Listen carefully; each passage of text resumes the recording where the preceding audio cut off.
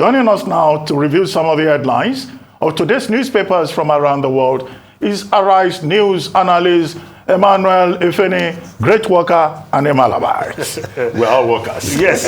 Good morning. Good morning, Ruben. Happy May Day. Yes. Happy May Day. Good morning, Rufai. Good morning, Ayo. Happy May Day. Yes, it is the day for the workers. Someone is asking for application for May Day. What's really going on here? Now, let's just start from the window story. You say it concerns us. Arise News Channel donates 1 billion naira to Western Delta University to set up Media and Technology School. Fireme offers School of Policy Implementation to institution. Peter Obi, ex-Ekiti governor, to become visiting lecturers. Here's the Western Delta University in Ogara, Delta State.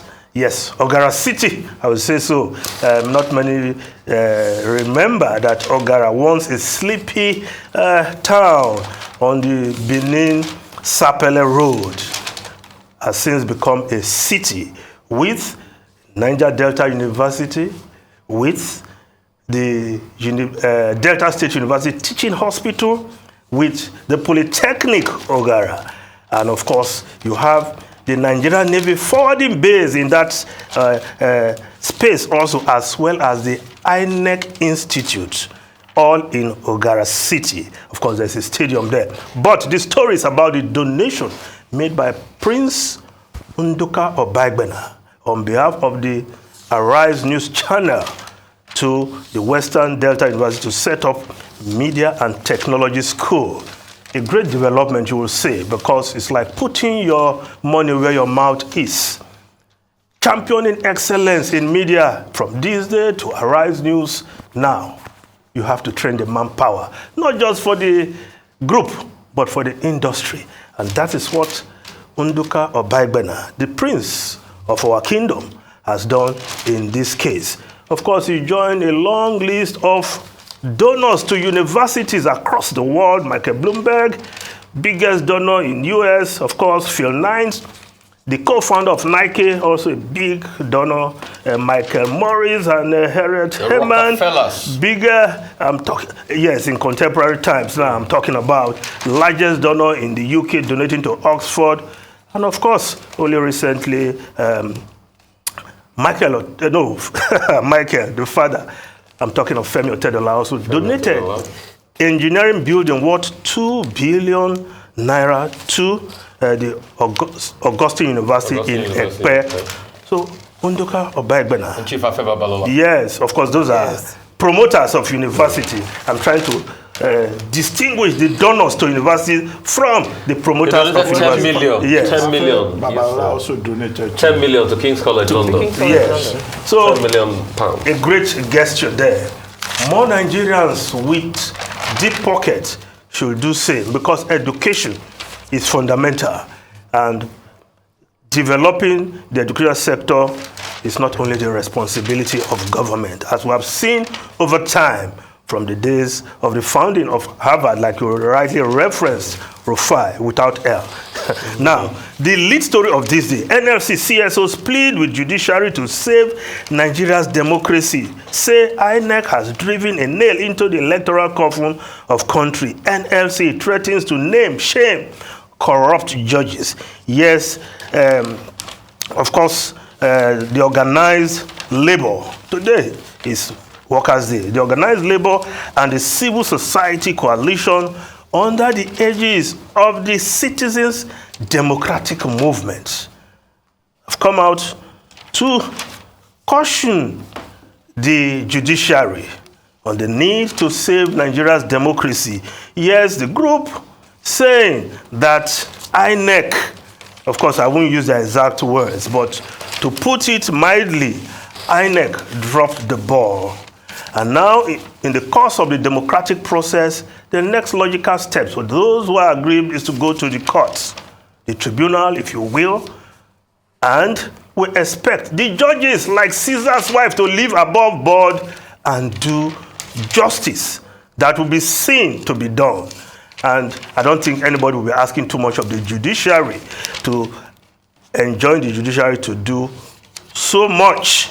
as it were. Of course, today is Nigerian Workers' Day, and the Guardian newspaper reporting workers lament 8 years of unkept promises as minimum wage loses value. Yes, it is good for the Labour Minister, Senator Chris Ngige, to tell Nigerians we move minimum wage from 18,000 naira to 30,000 naira.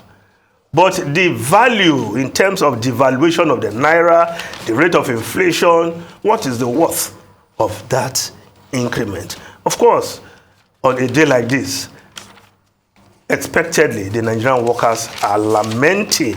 Now, there's a story just below the lead story on the front page of the Guardian. Again, Lagos-Ibadan Road repair misses Fashola's deadline. That road is becoming hellish. Yes, the Minister of Works, Babatunde Fashola, SL, promised on live TV, month end will complete that road. Of course, that has been missed. But that is not even the story of that road. The story of that road right now is that under the guise of construction, that road has become hellish. Nigerians spending 7 hours, 5 hours on the road, only in Nigeria that will happen.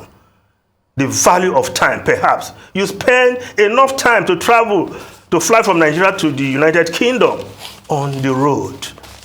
A distance that should not take more than 40 minutes. Now, what the minister has done, giving order that the Kara end to the Long Bridge should be opened. That's what they ought to have done. Instead of under the guise of trying to complete the road, by the end of the month, everywhere choked up, people couldn't move. I don't think that's good enough. Now, the Vanguard newspaper, Mayday, is been terrible agonizing for workers, NLC, as workers in oil, electricity, maritime, other sectors grieve over continuous misery, poverty, hopelessness. Ask government to address poverty, insecurity, unemployment, inflation, high cost of living. Set agenda for incoming government. Yes, the incoming government of President-elect Bola Ahmed Tinubu has his work well cut out. And I hope that government will hit the ground running. No excuses, please. That's what we can say for now. Now, the New Telegraph newspaper, Sudan crisis, over 2,500 undocumented Nigerian students still trapped, old boys. Victims sent distress calls. They are without food, money inside varsity, Alumni Association. Well, we have, again, Nigeria as a country, we have dropped the ball. When other countries are evacuating their citizens, ours is mired in stories of distress of our citizens who are neither in Egypt or in Sudan. They are just somewhere along the road. That's not how to handle emergency situations like this. And I think we seem to be running out of time. Now, if we just look at one more newspaper, yeah, the Abuja Inquirer. I'm sure this is something we'll discuss on this program. NDDC, and of course, we can put up that paper there, the Abuja Inquirer. Yes, civil war in NDDC. Okay. Of course, the management and the board at loggerheads over that MOU signed with the American-based company. You said it here. And they're accusing Loretta Onoshe, the chair, wanting to be an executive chairman, and she is saying that they cannot sign such a memorandum without recourse to the board. So it's a big fight about who signs what. Anyway, Emmanuel Efene, we seem to have run out of time. Just to make an additional comment about that Western Delta University. Yes. The offer by Kayode Fayemi, former governor of Ekiti, to teach there, and also by Mr. Peter Obi, presidential candidate of the Labour Party. Well, Dr. Fayemi is an academic, but he has also had significant experience that would be useful to the younger generation. True. And then, of course, Mr. Peter Obi.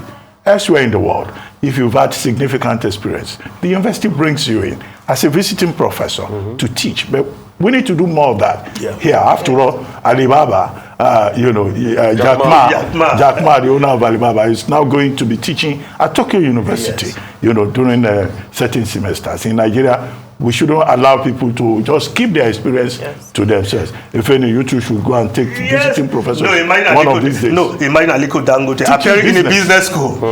And you know the impact you have in that set of students. Rather than just textbook regurgitation of state.